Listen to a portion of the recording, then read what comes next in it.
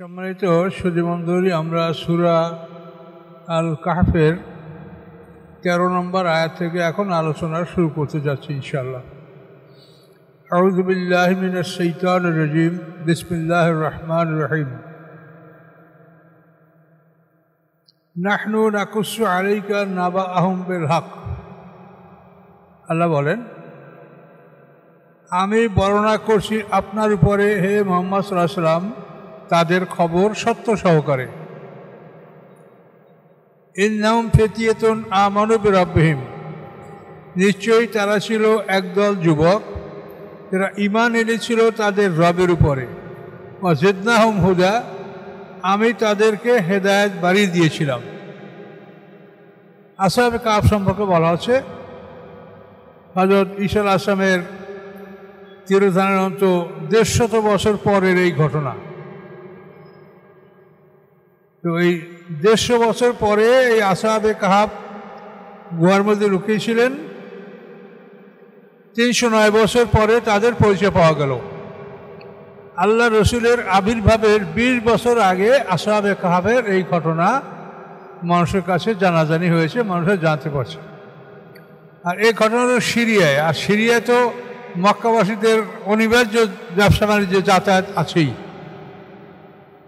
তো এই সিরিয়ার ইয়ানজুলুস পাহাড়ে তারা লুকিয়েছিলেন। তো আল্লাহ রসুলের আবির্ভাব 20 বছর আগে এইসব ঘটনা আল্লাহ ঘটালেন।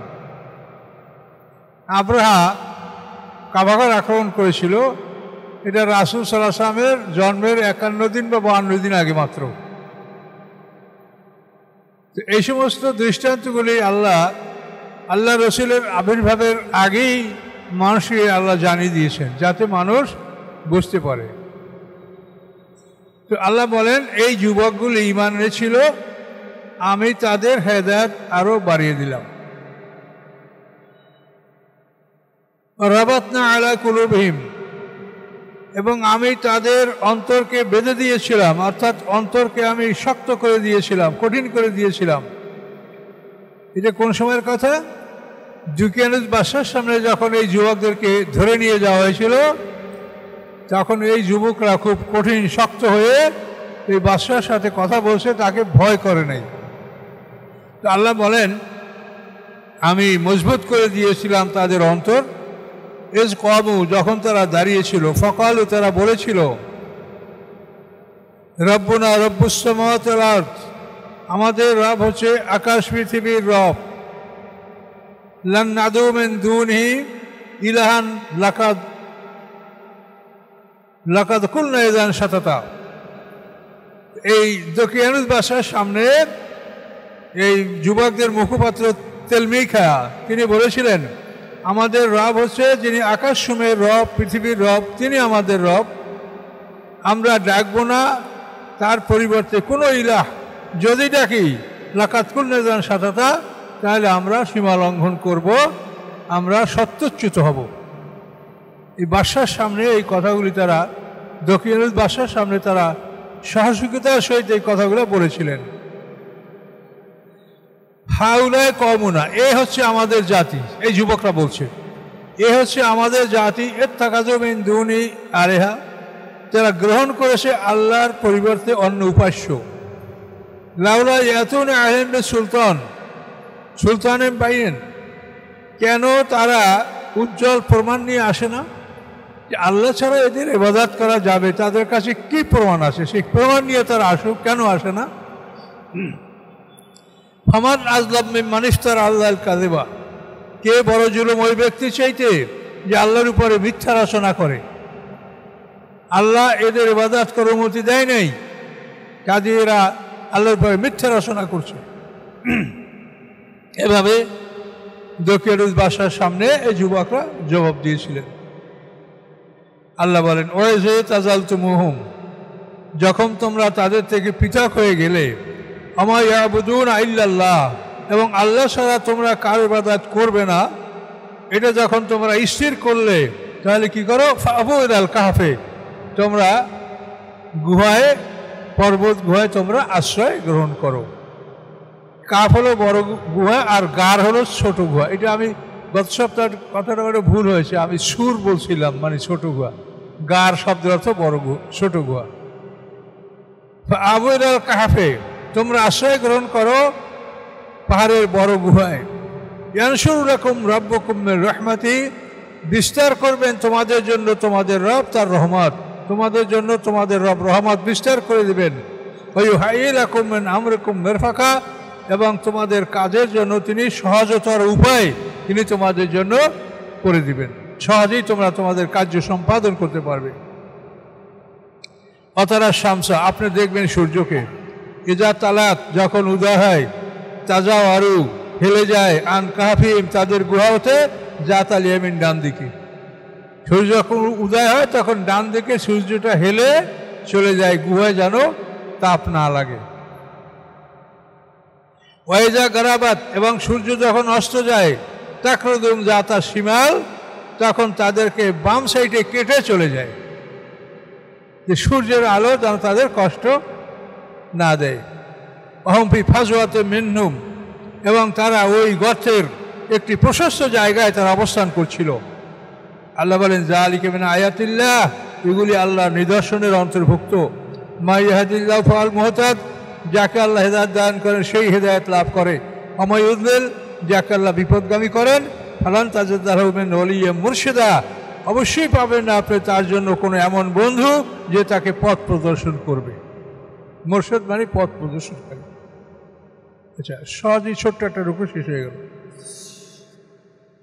এখানে দেখেন যে এই 7 জন যুবক, ইয়ামলিকা, মাকসালমিনা, মাসলিনা, মরনুর, দবানুর, সাজনুস, কাফাস্তাতিউস, এ হল 7 জন। আর কালভুম কাতমির, কুকুরটার নাম ছিল কাতমির।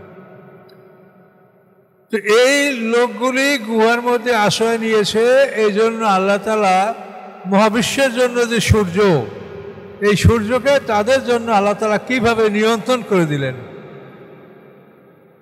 যে উদয়ের সময় ডান দিকে হেলে চলে যেত, অস্তের সময় আবার বাম দিকে কেটে চলে যেত সূর্য, আর তারা একটা উন্মুক্ত জায়গায় তারা থাকতো, তাদের সূর্যের আলোতে কষ্ট হতো না। তো এই সাহায্য আল্লাহ ছাড়া পৃথিবী কেউ করতে পারে? সূর্যের উপরে কারো কোনো হাত আছে পৃথিবীর কোনো মানুষের? তাহলে এখানে দেখেন যে ঈমানদারদের জন্য আল্লাহ তাআলা সূর্যকে নিয়ন্ত্রণ করতে পারেন। সুলাইমান আলাইহিস সালামের নামাজ কাজা হয়ে গেছিল, ঘোড়া দেখতে দেখতে আসরের নামাজ কাজা হয়ে গেছিল। সুলাইমান আলাইহিস সালামের জন্য আল্লাহ তাআলা সূর্য ফিরিয়ে দিয়েছিলেন, যে তুমি আসর পড়বা, তারপর আমি সূর্য অস্ত আমি করব। মুসা আলাইহিস সালামের ইন্তেকালের পরে ইউসুফ ইবনে নুন এবং কালেব ইবনে ইউকান্না যখন বাইতুল মুকাদ্দাসে শহর জয় করার জন্য যুদ্ধ করছিলেন, তখন শুক্রবার দিন যুদ্ধ চলবে, শনিবার দিন তো ইহুদিদের জন্য যুদ্ধ বন্ধ, বনী ইসরাঈলরা তো ইহুদি। তো এই জন্য ওরা চাচ্ছিল যে সূর্যাস্তের আগে যেন আমরা বাইতুল মুকাদ্দাস জয় করতে পারি, কিন্তু সূর্যের অবস্থা ছিল যে তাতে এটা সম্ভব ছিল না। তখন আল্লাহ তাআলা তাদের জন্য আসরের সময় সূর্যকে স্থির করে রেখে দিয়েছিলেন। তারা বাইতুল মুকাদ্দাস জয় করছে, তারপর সূর্য অস্তমিত হয়েছে। তা আল্লাহ তাআলা ইচ্ছা করলে এই মহা একটা বিরাট এত বড় কাজ, যেটা আমরা কল্পনাই করতে পারি না যে এটা কোনো মানুষ বা পৃথিবীর কোনো শক্তি করতে পারে, আল্লাহ তাআলা মোমেনদের জন্য এটাও করে আল্লাহ দেখাচ্ছে যে আমি মোমেনদের জন্য এতখানি সাহায্য করতে পারি। ওয়াকানা হাক্কান আলাইনা নাসরুল মুমিনিন, আমার কর্তব্য হলো মোমেনকে সাহায্য করা।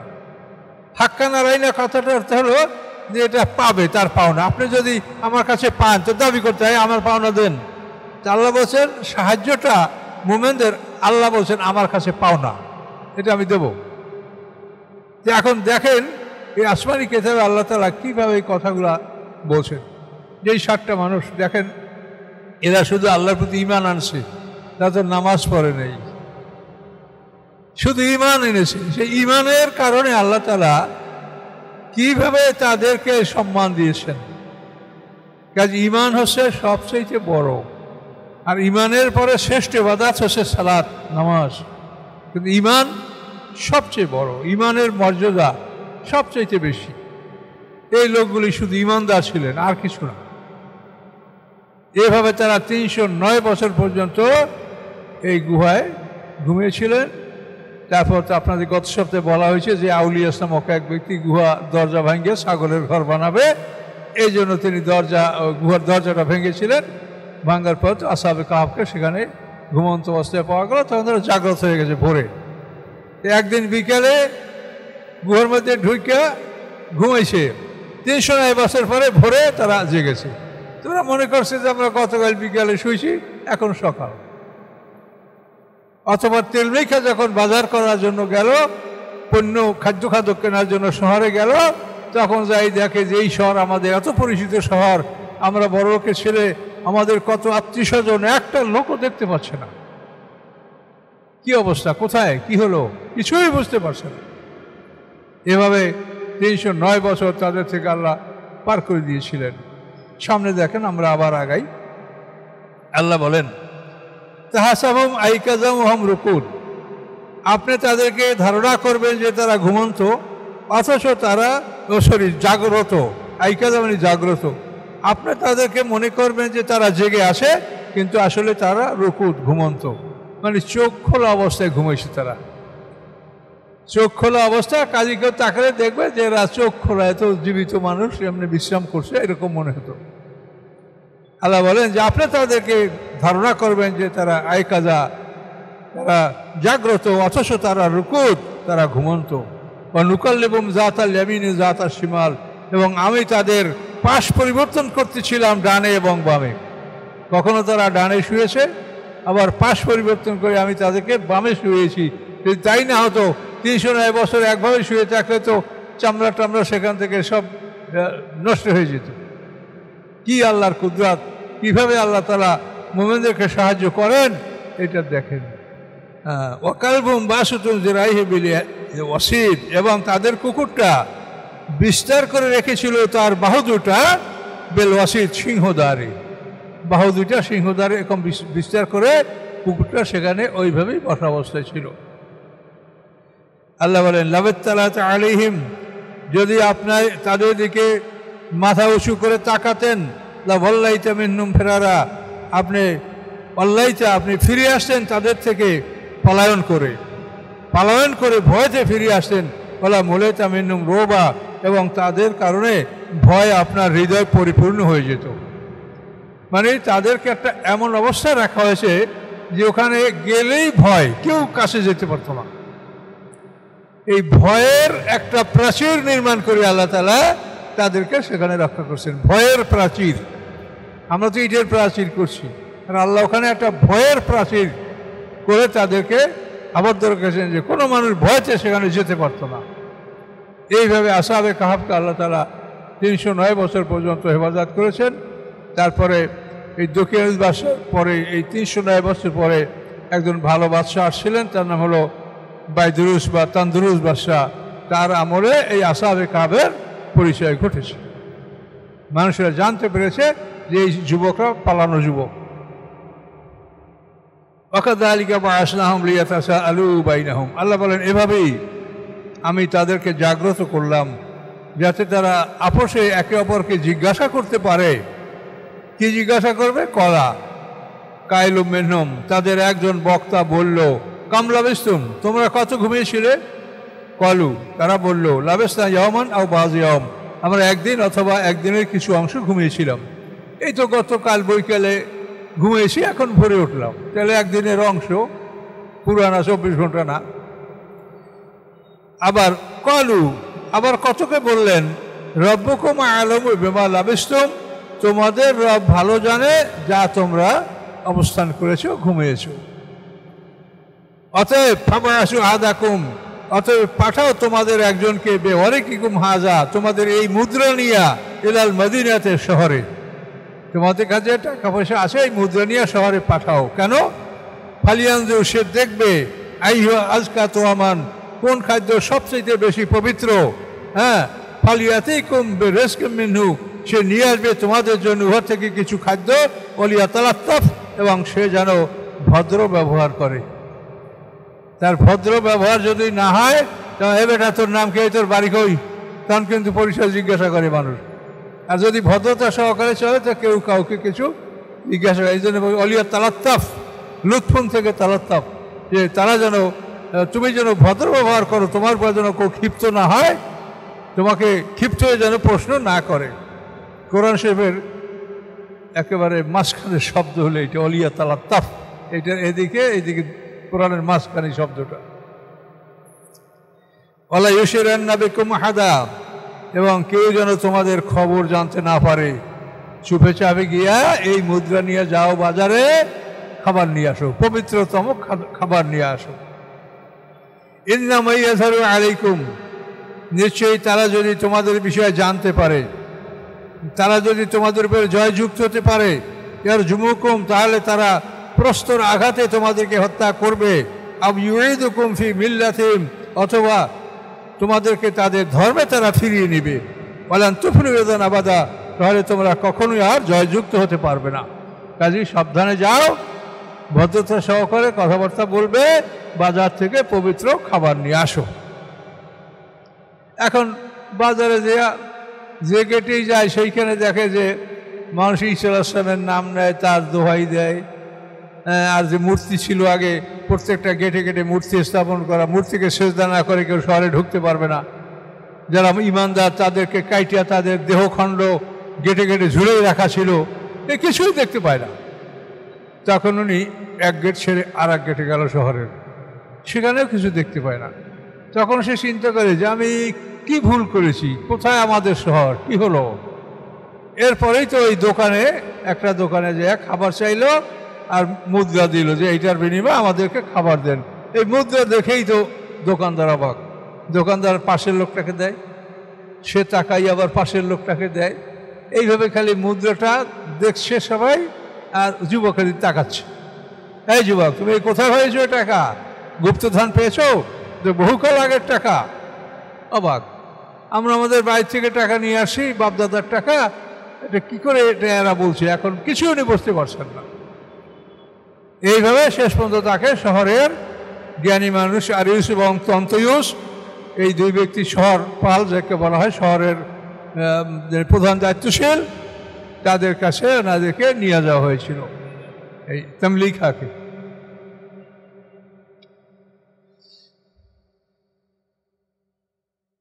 আচ্ছা, আল্লাহ বলেন কাযালিকা আশারনা আলাইহিম, এইভাবে আমি তাদের পরিচয় জানিয়ে দিলাম, লিয়ালামু, যাতে মানুষেরা জানতে পারে, আন্না ওয়াদাল্লাহি হাক্কুন, নিশ্চয়ই আল্লাহর প্রতিশ্রুতি সত্য, যে আমার উপরে বিশ্বাস স্থাপন করলে আমি তোমাকে সাহায্য করব। আল্লাহর প্রতিশ্রুতি সত্য, এটা মানুষের জানতে পারবে। ওয়ান্না সাআতা লা রাইবা ফিহা, এবং কিয়ামতে কোনো সন্দেহ নাই। এইখান থেকে তুমি দেখো যে এই মানুষগুলি 309 বছর একই অবস্থায় থেকেছে। 309 বছরে তাদের পোশাকের কোনো পরিবর্তন ঘটে নাই, পোশাক ময়লা হয় নাই, তাদের দেহের কোনো পরিবর্তন ঘটে নাই। 309 বছর যদি তারা স্বাভাবিকভাবে চলতো এবং চন্দ্র সূর্যের যে আহ্নিক গতি, বার্ষিক গতি, এটা যদি তাদের উপরে জারি থাকতো, তাহলে এক একজনের চুল হইতো পাও পর্যন্ত, এক একজন একটা নখ হইতো 2 ফুট 2.5 ফুট লম্বা, কি মোষের সব শরীর ঢেকে যেত, অদ্ভুত একটা আকার ধারণ করত। কিছু করেছে? আল্লাহ বলেন যে আমি পারি, দেখো। কাজে কিয়ামতের দিন আমি তোমাদের বিচারে পাই জান্নাতে নিব, তোমরা হাজার হাজার কোটি বছর একইভাবে থাকবে। আমি দুনিয়া তোমাকে দেখাই দিলাম যে আমি পারি কিনা, দেখো। এগুলি হচ্ছে আমাদের শিক্ষণীয় বিষয়। আল্লাহ বলছেন যে দেখো আমার কুদরত, দেখো আমি ক্ষমতা রাখি কিনা, দেখো। এজন্য আল্লাহ বলেন ওয়ান্না সাআতা লা রাইবা ফিহা, কিয়ামতে কোনো সন্দেহ নাই। কাজেই আমি এভাবে বিচার করে তোমাদেরকে যে সুখ শান্তির খবর দিয়েছি, এটা সত্য, তোমরা এটা ইনশাল্লাহ লাভ করবে। এরপরে তাদের পরিচয় ঘটে গেল, রাজা বাদশাহ সেখানে আসলো এবং গুহার কাছে অনেক লোক গেল, কিন্তু তেমলিখা বললেন যে আপনারা অপেক্ষা করেন, আপনারা সবাই গুহার কাছে গেলে আমাদের সাথীরা ভয় পাবে। উনি গুহার কাছে খবর বললো যে এই অবস্থা। তখন ওরা বললো যে তাহলে আমরা আর কারোর সাথে দেখা করবো না, আমরা এখানেই গুহার বন্ধ, দরজা বন্ধ, এখানে আমরা থাকবো, আমরা কারোর সাথে কথা বলবো, এই বলে তারা ওখানে আবারও ঘুমিয়ে পড়লেন। আল্লাহ বলেন ইযিয়া তানাজাউনা বাইনাহুম, এরপর তারা আপসে যখন এটা নিয়ে তর্ক বিতর্ক করলো, তাদের এই কাজের বিষয়, সিদ্ধান্তের বিষয়ে, ফাকালু, তারা একদল বলল ইবনু আলিম বুনিয়ানা, তাদের উপরে একটা স্মৃতিসৌধ নির্মাণ করা হোক। রব্বুহুম আ'লামু বিহিম, আল্লাহ তাআলা তাদের সম্পর্কে ভালো জানেন। ক্বালাল্লাযিনা গালাবু আলা আমরিহিম, অথবা তারা বলল যারা তাদের সিদ্ধান্তে জয়যুক্ত হয়েছিল, লানাত্তাখিযান্না আলাইহিম মাসজিদা, আমরা তাদের ওখানে একটা মসজিদ নির্মাণ করব। এই গুহার কিনারায় তাদের সম্মানে, তাদের স্মৃতি রক্ষার জন্য আমরা এখানে একটা মসজিদ নির্মাণ করব। আল্লাহ বলেন সায়াকুলুনা সালাসাতুন, মানুষেরা বলবে তারা ছিল তিনজন, রাবিহুম কালবুহুম, তাদের চতুর্থ সে কুকুর। ওয়াকুলুনা খামসাতুন, কতক বলবে তারা ছিল পাঁচজন, সাদিসুম কালবুহুম, ষষ্ঠ তাদের কুকুর। রাজামিন মিনাল গায়েব, অন্ধকারে ঢিল ছোড়া, আন্দাজে ঢিল নিক্ষেপ করা, তারা কিছুই সঠিকভাবে জানে না। ওয়াকুলুনা, এবং কতক বলবে সাবাতুন, তারা ছিল সাতজন, ওয়াসামিনুম কালবুহুম, তাদের অষ্টম কুকুর। এখানে কথা শেষ। এই অষ্টম পরে, সাতের পরে আর কথা আল্লাহ বলেন নাই। এই জন্য তাফসীর কাকা বলেন যে সাতই চূড়ান্ত, যে তারা আসলে সাতজন ছিলেন, এবং সাতজনের নাম তাফসীরে আছে। একটু বেশ কম নাম আছে, একই নাম না, এই নামটা আবার কোনো রয়েতে একটু অন্যরকমও আসে। তা মোটামুটি আমরা ওই এক রয়েতের নামগুলো আপনাকে শুনালাম। ইয়ামলিকা, মাকসালমিনা, মসলিনা, মরনুস, জবানুস, সাজনুস, কাফাসনাতিউর, এই সাত, আর কালবুহুম কাতমির।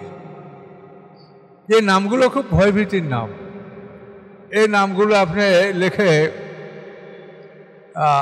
মানে যে ফ্ল্যাক্টরের বড় বাঁশ এরকম ওই উপরে যদি এরকম টানাই রাখেন ইক্ষু খেতে, তা দেখবে ওই খেতে শিয়াল ঢুকবে না। তারপরে এটা ঘরে যদি আপনি ওয়ালে লটকাই দেন, তাহলে ওই ঘরে জিন ভূতের আক্রমণ হবে না। কেন এই যে কোরআনেই বলছে যে তাদেরকে একটা ভয় ভীতি, কাজে তাদের ব্যাপারে সবাই ভয় করবে। এই সৃষ্টি জীবের সবাই এই আসহাবে কাহফের নাম শুনলে তাদেরকে ভয় পাবে। তো যাই হোক, আমরা এর থেকে আমাদের যে জ্ঞান, যেটা আল্লাহ বলছেন যে আমার কুদরত দেখো, আমি উজাইর আলাইহিস সালামকে 100 বছর ঘুম পরে রেখেছি। ওঠার পরে যেই উজাইর সেই উজাইর, কাজে আমি তার গাধাটাকে আমি এটার উপরে কি করছি, আহ্নিক গতি বার্ষিক গতি আমি গাধার উপরে জারি রেখেছি। পরে গাধাটা ময়রা পয়সা হাড্ডি মাটির সাথে মিশে গেছে। তুমি দেখো তোমার সামনে আমি কিভাবে গাধাটাকে জিন্দা করছি। প্রথমে তার হাড্ডিগুলি একত্রিত হয়ে গেল, তারপর হাড্ডির সাথে গোশত মাংস আল্লাহ পরিয়ে দিলেন, তারপর গাধাকে জিন্দা করে দিলেন। আর তার পাশেই উজাইর আলাইহিস সালামের অনজুরিল্লাহ তোয়ামেকা শরাবেকা লাম ইয়াতাসান্না, তার কিছু পানীয়, কিছু খাদ্য, আঙ্গুর ফল, পানি, তাও ছিল 100 বছর আগে করে রাখা। তো তুমি দেখো 100 বছরে তোমার এটা লাম ইয়াতাসান্না, মানে বাসি হয় নাই, স্টাফ হয় নাই, বাসি হয় নাই, নষ্ট হয় নাই। দেখো তা আল্লাহ বলে যে একই জায়গায় আমি দেখো তার গাধাটাকে আমি তার মানে যে আহ্নিক গতি, চন্দ্র সূর্যের গতি আমি তার উপরে জারি রাখলাম। পরে গাধাটা আবার নিঃশেষ হয়ে গেল, পচে গেলে মাটির সাথে মিশে গেল। তুমি ঠিক আছো, তোমার খাদ্য পানীয় ঠিক আছে। আমি আল্লাহ কি করতে পারি দেখো, এটা তোমাদের চোখের সামনে, এটা তো তোমাদের চোখের সামনে। বাইতুল মুকাদ্দাস ধ্বংসের পরে বখতে নাসার বাইতুল মুকাদ্দাস ধ্বংস করেছে, তারপরে এই ঘটনা উজাইর আলাইহিস সালাম। তাহলে আল্লাহ তাআলা এই নিদর্শনগুলি মাধ্যমে আল্লাহ তাআলা আমাদেরকে পরকাল সম্পর্কে জ্ঞান দিতে চাচ্ছেন, যে পরকাল সম্পর্কে তোমরা নিশ্চিত হও যে পরকাল সত্য, বিচার হবে। অন্যায় করো না, জুলুম করো না, আমার সৃষ্টির উপরে জুলুম করো না। জুলুমের বিচার অবশ্যই আল্লাহ তাআলা করবেন। ইবাদত বন্দেগী কম হলে সেটা আল্লাহ ক্ষমা করতে পারেন, এরকম সম্ভাবনা আছে, কিন্তু জুলুমের বিচার করবেন তিনি তিলে তিলে।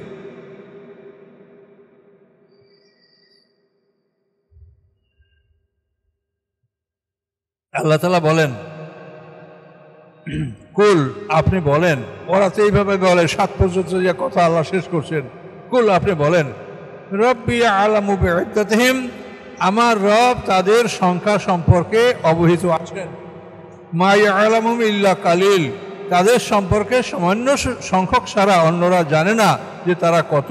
ফালা তুমারি ফিহিম ইল্লা মিরান যাহিরা, তাদের ব্যাপারে আপনি কারোর সাথে হালকা তর্ক করবেন, গভীরে যাবেন না তর্ক নিয়া। ইল্লা মিরান যাহিরা, মিরা মানে তর্ক, হালকা তর্ক, আপনি গভীরে যাবেন না বিষয়টি নিয়ে। যদি কেউ গভীরে যেতে চায় আপনি তার থেকে কেটে পড়বেন যে না, অত কিছু আমি জানি না। ওয়ালা তাস্তাফতি ফীহিম মিনহুম আহাদা, এবং তাদের ব্যাপারে কারো কাছে আপনি জিজ্ঞাসাও করবেন না। আমি যা বলছি এই পর্যন্ত আপনি এর উপরে সন্তুষ্ট থাকবেন। এর অধিক আপনি আহলে কিতাবদের কাছে জিজ্ঞাসা করলে তারা অনেক বলতে পারবে। ইসরায়েলি রওয়াতে আপনি অনেক কিছু জানতে পারবেন। আল্লাহ বলেন দরকার নেই, আপনি এতে সন্তুষ্ট থাকেন। যেটু আপনাকে জানিয়েছি এটাই মুমিনদের জন্য, মানুষের জন্য যথেষ্ট। তো আল্লাহ বলেন এই ব্যাপারে আপনি অন্য কারো কাছে জিজ্ঞাসাও করবেন না। আর আলা তাকুলান্না লিশাইইন ইন্নী ফাইলুন যালিকা গাদা, কখনো আপনি কোনো কিছুর জন্য বলবেন না যে এটা আমি আগামীকাল করব, এটা আপনি কখনো বলবেন না। ইল্লা ইয়াশাআল্লাহ, ইনশাআল্লাহ ব্যতীত। আগামীকাল এটা করব ইনশাআল্লাহ, ইনশাআল্লাহ ব্যতীত আপনি কখনোই বলবেন না যে আমি এই কাজটা আগামী দিন করব। যেহেতু ইহুদিরা যখন মক্কার মুশরিকরা যখন রাসূলকে প্রশ্ন করেছিল ইহুদিদেরকে শিখিয়েছে, হ্যাঁ, আসহাবে কাহফ সম্পর্কে বলেন, যে যুবকরা হারিয়ে গেছে তার সম্পর্কে বলেন, জুলকারনাইন সম্পর্কে বলেন, রূহ সম্পর্কে বলেন, তা আল্লাহ রাসূল বলছেন যে আমি কালকে বলবো, কিন্তু ইনশাআল্লাহ বলতে ভুলে গিয়েছিলেন। এই জন্য 15 দিন পর্যন্ত ওই বন্ধ ছিল। আল্লাহ রাসূল খুবই লজ্জিত হচ্ছিলেন, যে কাফেররা নানা রকম তিরস্কার করতেছিল। 15 দিন পরে জিবরিল আমিন আসলেন, এই ঘটনা সব বিবরণ দিলেন এবং বললেন যে ভবিষ্যতে আপনি কখনোই ইনশাআল্লাহ ছাড়া বলবেন না যে এটা আমি আগামীকাল করব, একটু পর করব, আমরা যাই করব ইনশাআল্লাহ বলবো, যদি আল্লাহ চান, যদি আল্লাহ ইচ্ছা করেন। আমাদের ইচ্ছার সাথে যদি আল্লাহর ইচ্ছা মিলিত না হয় তা আমরা কখনোই করতে পারবো না, নিজের ইচ্ছায় কিছুই করা যাবে না। ওমা তাশাউনা ইল্লা ইয়াশা আল্লাহ রাব্বুল আলামিন। এই আয়াতের তাফসীরে কথাই বলা হয়েছে যে তোমরা চাইলেই হবে না, তোমাদের চাহিদার সাথে যদি আল্লাহ চান তাইলে হবে। তোমরা চাবে, কিন্তু তোমাদের চাহিদার সাথে আল্লাহ চাবেন কিন্তু সেটা আল্লাহর ব্যাপার। আল্লাহ চাইলে হবে, আল্লাহ যদি না চান তুমি একা চাইলে হবে না। আজকুর রব্বাকে যা নাসিতা, এবং আপনি যখন রবকে ভুলে যান তখন আপনি স্মরণ করবেন, ভুলে গেলে তখনই আপনি বলবেন। কোনো কাজে আউযুবিল্লাহ বলেন নাই, বিসমিল্লাহ বলেন নাই, যখন স্মরণে আসবে তখনই বলবেন। অকুল, এবং আপনি বলুন আশা সম্ভবত আইহা দিয়ানি রব্বিল আকরাবা মিন হাযা রাশাদা, যে আমার রব আমাকে এর চাইতেও নিকটতম হেদায়েতের পথ আল্লাহ তাআলা দেখাবেন। ওয়ালাবিসু ফি কাহফিহিম সালাসা মিয়াতিন সিনিনা, তারা এই গুহার মধ্যে 300 বছর ছিল। ওয়াজদাদু তিসা, এবং এরপরে আরও অতিরিক্ত ছিল 9 বছর। তো তাফসীর কাকু বলেন যে সূর্য বছর হিসেবে তারা 300 বছর ছিলেন এবং চন্দ্র বছর হিসেবে তারা 309 বছর ছিলেন। এটা তাফসীর কাকু বলছেন। কুল্লাহু আ'লামু বিমা লাবিসু, আপনি বলুন আল্লাহ সঠিকভাবে জানেন যে কতকাল তারা সেখানে অবস্থা করেছিল। লাহু গায়বুস সামাওয়াতি ওয়াল আরদ, আল্লাহ মালিক আকাশ পৃথিবীর অদৃশ্য বস্তুসমূহের মালিক একমাত্র আল্লাহ। আফসির বিআসমে, তিনি কত সুন্দর দেখেন, কত সুন্দর শুনেন। মা লাহুম মিন দুনিহি মিন ওয়ালি, তাদের জন্য আল্লাহ ছাড়া কোনো অভিভাবক নাই। ওয়ালা ইউশরিকু বিহুকমি আহাদা, এবং আল্লাহ তাআলা তার আদেশের সাথে কাউকে তিনি শরীক রাখেন না, তিনি একাই করেন। কথা বলতে পারছেন? আল্লাহ তাআলা তার আদেশে কাউকে শরীক রাখেন না। আপনারা আইন করেন কোন বলে? আল্লাহকে আইন করতে কম করছে কোনো জায়গায়? না আল্লাহর আইনে ঘাটতি আছে, না অভাব আছে? তা আপনারা কোন সাহসে আইন করলেন? এটা তো আমি বারবার আপনাকে বলছি যে আপনারা কীভাবে আল্লাহর রাজ্য, আল্লাহর রাষ্ট্র শাসন করার জন্য আপনি আইন করেন। ওটার মালিক কি আপনি? আপনি নিজের মালিকই তো আপনি না, নিজের সম্বন্ধে কিছু বলতে পারেন না, নিজেকেই তো নিয়ন্ত্রণ করতে পারেন না। পারেন? নিজেকে নিয়ন্ত্রণ করতে পারেন? আমি বড় হবো কেন? আমার এই নাতি কত সুন্দর, কুরকুর করে হাঁটে, কত সুন্দর, মনে হয় যে কোলে করি, এ যেন বড় আর না হয়। কি পারবেন যে আমার এই নাতি? কাজে আপনি আপনাকে নিয়ন্ত্রণ করতে পারেন না। বড় হবেন তো হবেনই হবেন, তারপর বৃদ্ধ হবেন তো হবেনই হবেন, তারপরে মৃত্যু আসবে। কাজে এই জন্য আল্লাহ তাআলা বলছেন যে তোমরা আমার আইনের সাথে তোমরা কেউ আইন করার চেষ্টা করো না। আল্লাহ তাআলা তার আদেশের সাথে, আদেশের ক্ষেত্রে কাউকে শরীক রাখেন না, তিনি একাই আদেশ দান করেন। কাজে এই জন্য সৃষ্টি তার, আইন তার, মালিক তিনি, আইন তার। কাজে এই আইনের ক্ষেত্রে যদি আমরা অন্য মানুষের আইনকে মেনে নেই তাহলে এটা শিরক হবে, একটা ডাইরেক্ট শিরক। সূরা আনামের এখন তো যাবো, আর যাবো না, হলো 26 নম্বর আয়াত, এরপর থেকে অন্য প্রসঙ্গ আছে। সূরা আনামের 121 নম্বর আয়াতে আল্লাহ তাআলা বলছেন, অন্য শায়াতিন লা ইয়াহুনা ইলা আউলাহিম লিউজাদিলুকুম, শয়তানেরা শয়তানের বন্ধুদের কাছে ওহী পাঠায় যাতে শয়তানের বন্ধুরা তোমাদের সাথে তর্কে লিপ্ত হতে পারে। ওয়ান আতাতুহুম ইন্নাকুম লা মুশরিকুন, যদি তোমরা শয়তানের বন্ধুদের আনুগত্য করো নিশ্চয়ই তোমরা অবশ্যই তোমরা মুশরিক হবে। এখন এই শয়তানের আনুগত্য মানে যে আল্লাহ ছাড়া আপনি যে কাজটাই করবেন, যে আইনটাই করবেন, এটা শয়তানের আইন। কাজে এক্ষেত্রে আমাদের এগুলো শিরক হয়ে যাচ্ছে, আর শিরকের গুনাহ আল্লাহ ক্ষমা করবেন না, এটা আল্লাহ ঘোষণা করেছেন। কাজে আমরা এগুলো নিয়ে মহাসংকটে আছি। আল্লাহর কাছে বলতে হবে যে আল্লাহ আমরা কোথায় যাব, কি করব, আমরা তো পৃথিবীতে হিজরতের জায়গাও নাই, পালাবার জায়গাও নাই, তবে আমরা এগুলা ঘৃণা করছি মনে মনে, কিন্তু আমরা এর প্রতিকার করতে পারছি না, এটা আল্লাহর কাছে বলতে হবে। কিন্তু ওগুলোর সাথে আপনারা যেন মানে গা ভাসাইয়া না দেন, খবরদার, তাহলে কিন্তু রক্ষা পাবেন না। এ পর্যন্তই থাকলো হুজুর। আর শিকবি হুকমি হাদা